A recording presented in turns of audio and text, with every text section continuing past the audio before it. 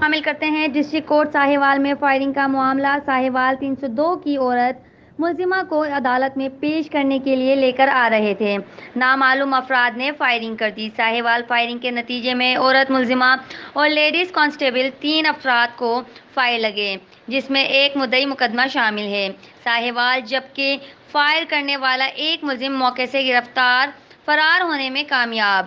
Sahiwal district court Sahiwal کی security مکمل طور پر ناکام۔ سیکیورٹی انچارج کو وقوع کی خبر تک نہ ہے۔